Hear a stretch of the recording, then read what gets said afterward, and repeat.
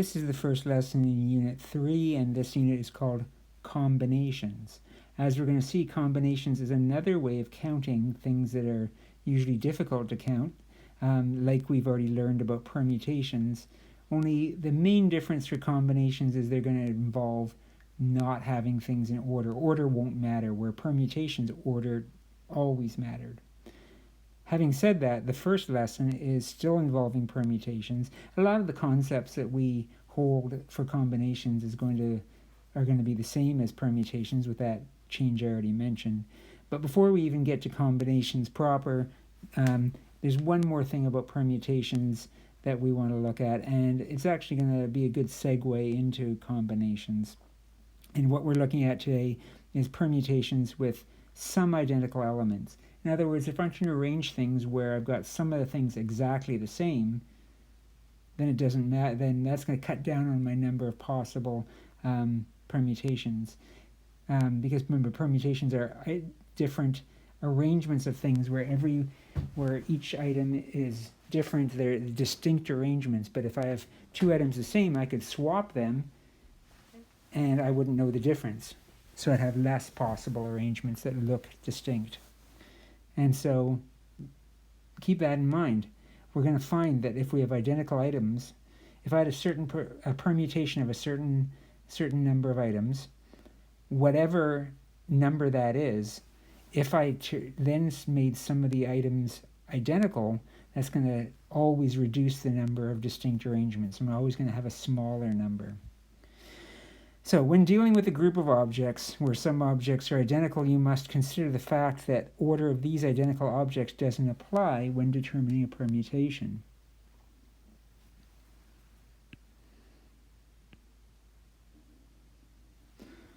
Therefore, we use the following formula to determine the number of permutations of n elements. When A of one type are identical, B of another type, C of another type, and so on. So this is the formula. We've got A of one type. We've got B of another type. We've got C of another type, and so on. Remember that if we had no identical items,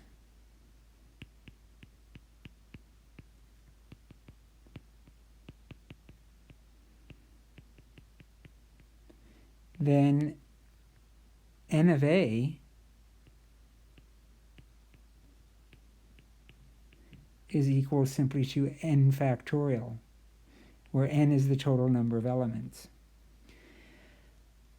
But if I have identical items, then I have to divide by the number of identical items as a factorial. So again, if there's A of one type, I divide by A factorial. If there's B of another type, then I also divide by B factorial, and so on. As always, an illustration will make things easier. Dana has 12 pens. There are 4 blue, 3 red, and the others are different colors. Let's highlight that. Blue, red. Okay, no problem.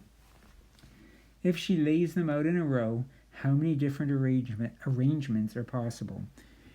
Well, let's imagine, first of all, if she had just 12 distinct pens, they were all different, then we know that would just be 12 factorial. However, we got these 4 blue pens, and they're identical. So that means that we won't be able to tell the difference if we change places of just the blue pens. It's going to go down by 4 factorial. And likewise, 3 of the red are identical, so we're going to have to reduce the total number of items by 3 factorial. 12 factorial divided by 4 factorial times 3 factorial, or divided by 4 factorial and 3 factorial, works out to be 3,326,400.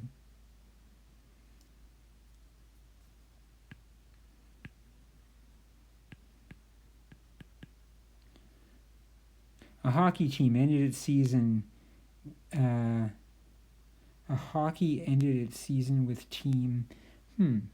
I think that this was supposed to go over here. Okay, so a hockey team ended its season with 8 wins, 3 losses, and 2 ties. And how many orders could these outcomes have happened? So if we consider wins, losses, and ties identical, since we don't know anything else about them, well, first of all, we do know that n equals 13, right? Not 12. N equals 13 total games. That's n. So 13 games, if there are 13 different ways they could come out, then, if we had other options besides win, lose, or tie, then there'd be 13 factorial arrangements. But since there were 8 wins, and we can't tell from looking at the statistics anyway, one win from another, then we have to divide by 8 factorial.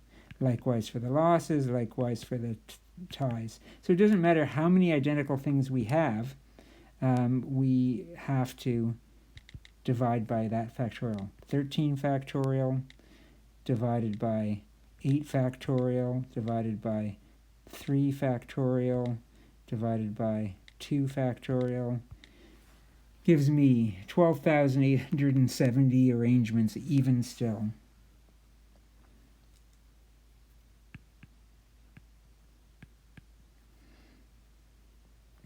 How many ways can you arrange the letters in the word number if there's no restrictions? Okay, well, number has got 1, 2, 3, 4, 5, 6 different letters, right? So there's no repeated letters. So that would mean that I could simply do 6 factorial.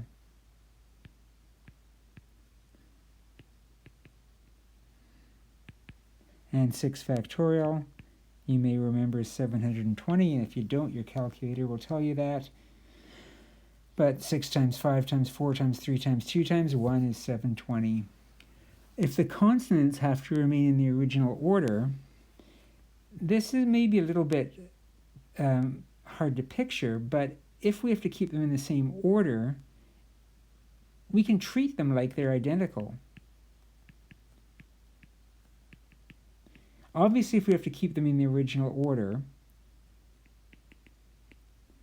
then that's going to cut down on our number of arrangements. And so we won't be able to have as many arrangements. But if we treat them like they're identical, then that actually serves the exact same purpose as if we had actually had identical letters. So the consonants were the letters N, M, B, and R. There's 4 of them. So if we can treat them like they're identical, we got 6 factorial over 4 factorial. We already know that 6 factorial is 720. 4 factorial is 24. The answer should be 30, which I also can think about by thinking, okay, 6 factorial divided by 4 factorial leaves 6 times 5, which is another way to get at the 30. However you think about it, there's 30 ways of keeping the consonants in their original order. How many ways can you arrange the letters in the word Mississippi? Well, the number of letters to start with is 1, 2, 3, 4, 5, 6, 7, 8, 9, 10, 11 letters. Now we've got some identical letters here. We've got 1, 2, 3, 4 I's. So we're going to divide by 4 factorial. We've got 1, 2, 3, 4 S's. So we're going to divide by another 4 factorial. And we've got 2 P's. So we're going to divide by 2 factorial as well.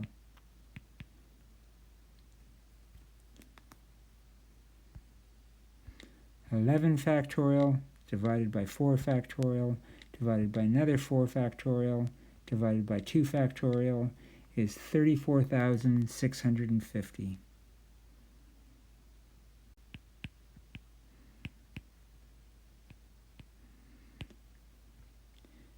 And that, my friends, is what we do when we have identical items when we're doing a permutation. So make sure you know this formula, refer to this formula when you're doing the homework for today, and good luck.